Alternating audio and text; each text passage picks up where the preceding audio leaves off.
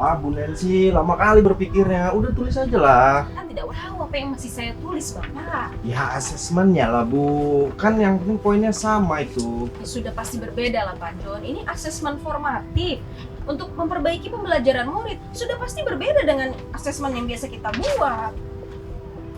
Salam sehat dan bahagia Ibu dan Bapak guru sekalian. Asesmen merupakan bagian penting dalam proses perbaikan kualitas pembelajaran berbasis proyek.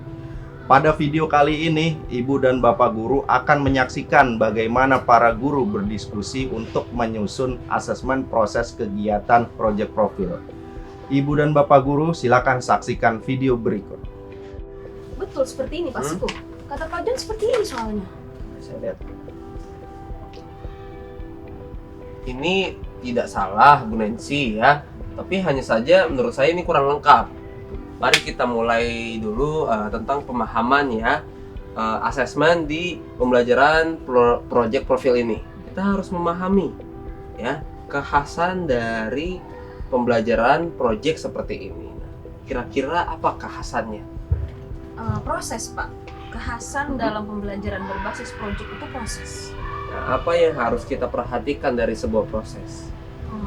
Perubahan dan perkembangan. Nah, betul. Nah, dalam pembelajaran berbasis project seperti project profil ini, kira-kira murid perlu mengetahui perkembangan seperti apa? Perkembangan semuanya, Pak Siku.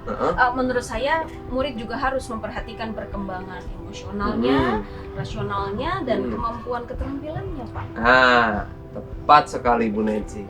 Itu yang dinamakan dengan prinsip holistik, utuh menyeluruh, begitu. Oh, hebat kali Pak Siko dan Bu Nancy ini. Menguasai betul panduannya. Aduh, Pak John. Juga, Pak John. Buktinya kita belum bisa menyelesaikan instrumen asesmen ini. Iya. Nah, iya, Pak John, Bu Nancy, ada beberapa hal penting ya yang perlu kita pahami tentang untuk membuat instrumen asesmen ini di project profil ini. Iya. Ya. Nah, yang pertama begini. Yang pertama, asesmen project ini adalah asesmen formatif. Ya. Tujuannya adalah mendorong murid untuk terus-menerus melakukan perbaikan. Kedua, dalam asesmen formatif yang kita gambarkan adalah ranah kemampuan murid. Itu yang harus kita buatkan indikatornya. Seperti itu. Tapi Pak Siko, untuk asesmen project profil ini bukannya hanya untuk menilai perkembangan aspek karakter si murid yang sudah disesuaikan dengan dimensi dan elemen yang diterapkan. Untuk aspek asesmen perkembangan karakter, nah itu kita bisa menggunakan indikator atau kriteria dari dimensi ataupun elemen project profil yang sudah ditentukan. Nah, tetapi untuk melihat perkembangan capaian pengetahuan dan kemampuan, kita mesti bisa menentukannya sendiri. Seperti itu. Begini saja Pak John. Ini rubrik yang kita buat ini berisi catatan perkembangan dimensi dan elemen profil pelajar Pancasila.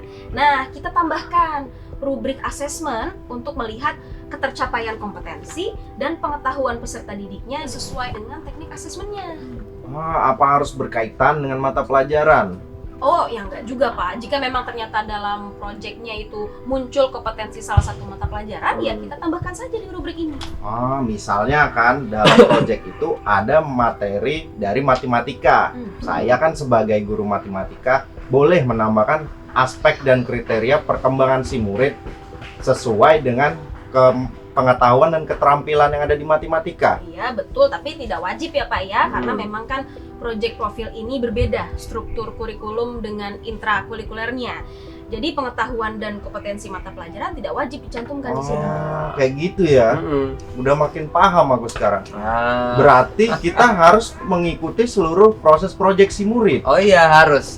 Nanti catatan asesmen itu digunakan sebagai umpan balik atau masukan kepada murid. Seperti itu. Kapan kita memberi umpan balik? Kalau menurut saya ya Pak, kita memberikan umpan balik itu ya sesuai alur pembelajaran begitu Pak. Banyak kali asesmennya berarti. Ya iyalah Pak. Umpan balik itu kan bisa kita sampaikan sambil mendampingi murid. Nah, betul Bu Nancy ya. Setiap kita mendampingi murid, kita memang bisa memberikan masukan atau umpan balik ya seperti itu. Tetapi umpan balik hasil asesmen kolaboratif ini ya sekurangnya disampaikan 3 kali ya, berdasarkan tahap pembelajaran ya, yaitu ada tahap awal atau eksplorasi, tahap produksi, dan juga ada tahap karya atau tahap akhir.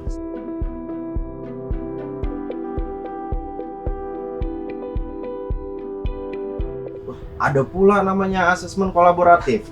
Apa maksudnya itu? Itu asesmen gabungan, Pak. Kolaborasi antara guru begitu. Jadi kita harus sering bertemu, Pak, untuk membahas perkembangan murid, Pak.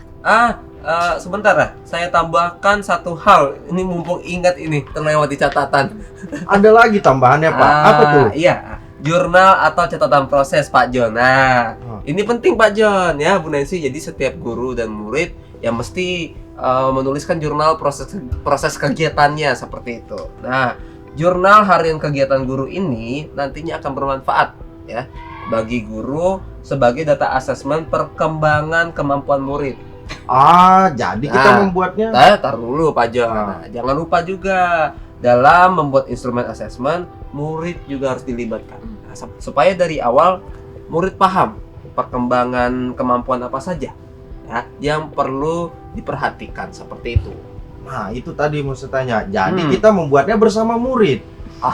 Jadi bagaimana Ya. Pak John? Kita lanjutkan ini membuat instrumen asesmennya. Lah, katanya kan tadi membuatnya bersama murid. Oh ya. Kita buat dulu kerangkanya, Pak. Seperti Pokok-pokoknya. itu. Supaya lebih mudah mendiskusikannya nanti dengan murid. Oke, ayo lanjut. Ayo. Ya. Ibu dan Bapak guru sekalian, begitulah video pembelajaran tentang merancang asesmen project profil sebagai pembelajaran kontekstual berbasis proyek yang berpusat kepada murid. Saya harap Ibu dan Bapak bisa memahami dengan baik dan menerapkannya ke dalam praktik pembelajaran bersama murid. Baik, Ibu dan Bapak guru, selamat belajar.